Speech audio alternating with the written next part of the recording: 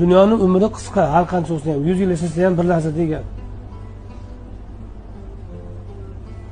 Tushga bo'ladi. Inson qabrdan qaytib turganda yoki vafot etgandan keyin hayoti tush kabi.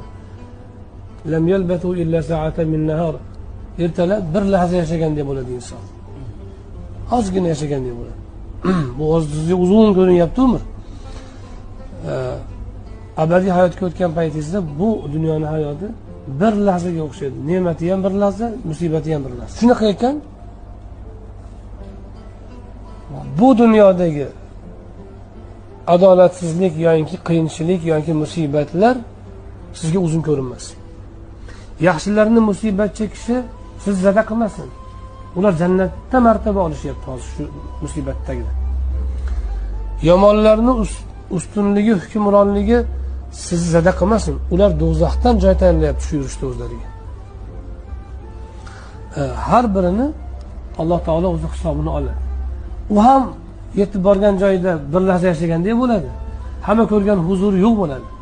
Bu ham yetib borgan joyida o'tgan hayoti bir lahzadek bo'ladi. Hamma musibati yo'q bo'ladi.